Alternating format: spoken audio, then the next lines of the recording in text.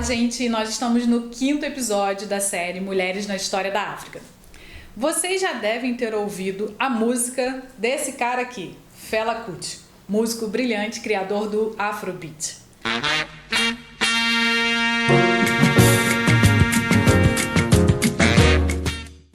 Agora, vocês sabem quem é que foi a maior inspiração da vida do Fela? A sua mãe. E é sobre ela que a gente vai falar hoje. Funmilayo Ransome Kuti. Farabalé. Funmilayo Ransome Kuti Tide.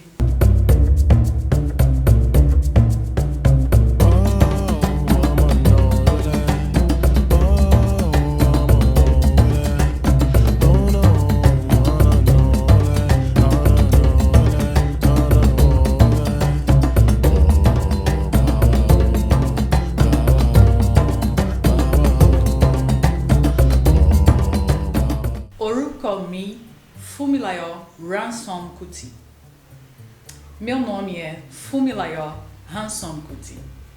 Eu nasci em 1900 na cidade de Abeokuta, no estado de Ogun, na Nigéria. Deixa eu contar uma coisa para vocês. A minha avó foi escrava. Ela conseguiu retornar das Américas num barco, desembarcou no país, na Serra Leoa, e de lá ela descobriu que fazia parte do território dos Egbás, o território Yorubá, aqui em Abeokuta. Por isso, ela conseguiu voltar para casa, embora muitos não tivessem conseguido como ela. Mas eu sei que a história da minha família não começa na escravidão. Eu sou descendente de reis e rainhas, príncipes e princesas do território Yorubá. Quando eu era menina, ainda criança, na cidade de Abeokuta, eu fui uma das primeiras meninas a conseguir entrar para a Abeokuta Grammar School, uma escola dedicada a meninas. Depois de estudar em Abeokuta, eu fui completar os meus estudos na Inglaterra. Foi na Inglaterra que eu descobri, de fato, o que era sentir o racismo, o que era sentir ser negro no mundo. Quando eu voltei da Inglaterra, eu não podia mais tolerar algumas questões. Por exemplo, o meu nome de nascimento, Frances Abigail Funmilayo. Frances Abigail. Por quê? Essa não é minha língua. Eu removi essa parte do meu nome e fiquei Funmilayo, que significa me dá alegria. Não é um nome muito mais bonito? É em Yorubá. Para nós, Yorubás, o nome é o destino da pessoa. Quando eu voltei da Inglaterra, então, eu me casei, meu nome se tornou Funmilayo Ransome Kuti e eu comecei a dar aulas na mesma escola onde eu havia estudado. Eu era uma professora e eu tinha muito orgulho da minha profissão. Como professora, eu me envolvi com diversos movimentos educacionais, com as lutas anticoloniais e combatendo o racismo no continente africano. Rapidamente, eu estava associada a diversos movimentos que lutavam pela independência e pela liberdade do nosso país, a Nigéria. Eu tive 3 filhos, Bekó, Olikoye e Fela.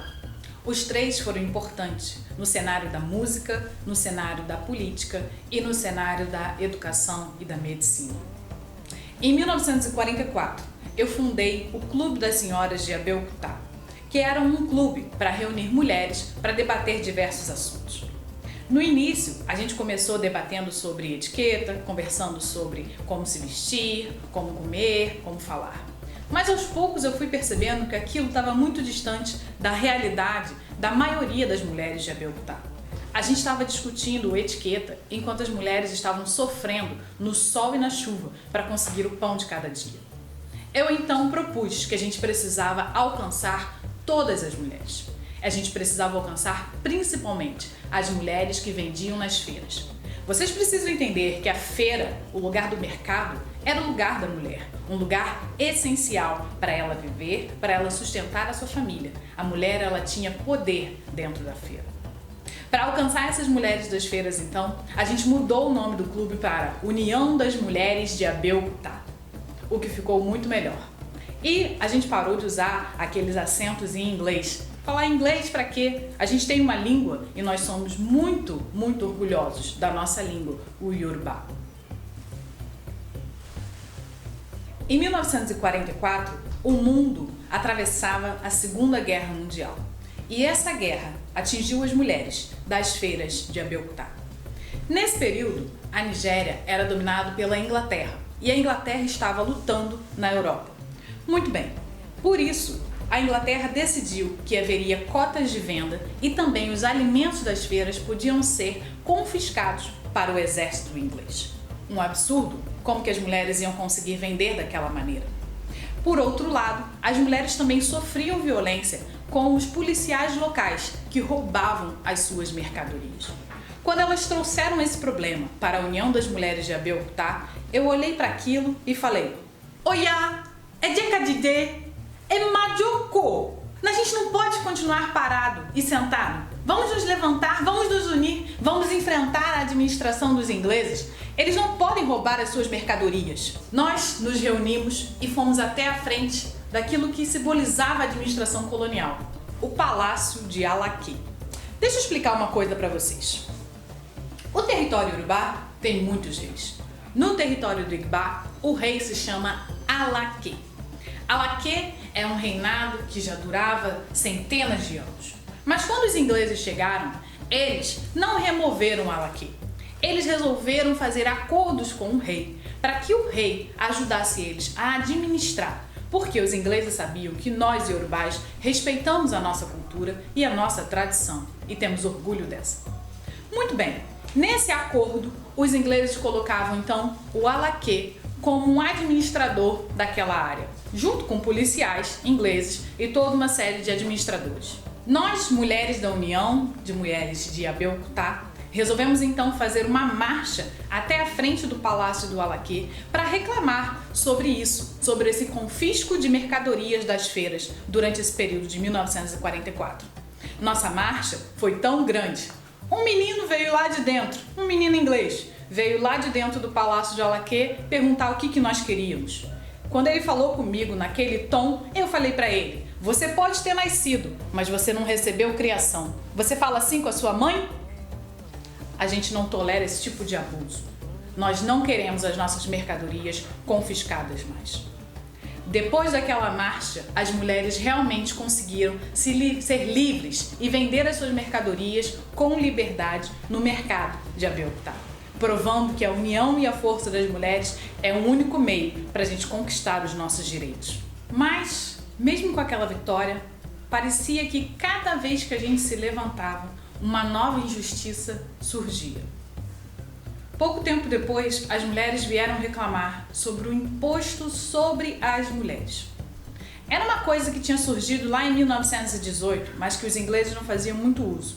Mas, por conta da Segunda Guerra Mundial, os ingleses, querendo aumentar a sua receita com a colônia, eles aumentaram então a perseguição sobre as mulheres que não estavam pagando aquele imposto. Você imagina pagar imposto só porque você é mulher? É um absurdo. A União das Mulheres de Abeokuta disse: basta, chega disso. Mais uma vez, nós nos unimos e marchamos para a frente do Palácio do Alake. Marchamos durante vários dias. Juntamos mais de 20.000 mulheres nessas marchas. O Alake ficou tão apavorado com a força das mulheres da União de Abeokuta que ele saiu correndo do palácio. Fugiu, abandonou o palácio. E é claro, os ingleses tiveram que parar de cobrar aquela taxa. A partir dessa conquista, a luta da União das Mulheres de Abeokuta ficou conhecida internacionalmente. Viramos exemplo para a Nigéria, para a África e para o mundo. A mídia começou a prestar muita atenção naquilo que nós fazíamos. Eu viajei para diversos lugares, ajudei a fundar outras associações. Também o meu país, que estava conquistando a independência, eu ajudei politicamente a erguer a Nigéria. Eu fui a única mulher a viajar para a Inglaterra para questionar a Constituição Richard, um documento que eles estavam fazendo para o nosso país e que não nos servia. Também fui a primeira mulher a dirigir um carro na Nigéria, provando que a mulher pode fazer aquilo que ela quiser com determinação. A minha luta toda, como professora e como ativista, foi para mostrar que as mulheres, quando elas se unem, elas têm força para alcançar qualquer que seja o objetivo. Então lembre-se de dar as mãos para as suas irmãs e caminharem juntos para conquistar os seus sonhos. Bonitos, sob a liderança de Funmilayo Kuti, a União das Mulheres de Abeokuta se tornou um modelo na Nigéria e no mundo de organização da luta das mulheres por direito. Funmilayo também recebeu o título de doutorado pela Universidade de Ibadan e o Prêmio Lenin da Paz na Rússia. A luta dela, a força dela, foi tão gigante que permanece conosco na história dos nossos dias.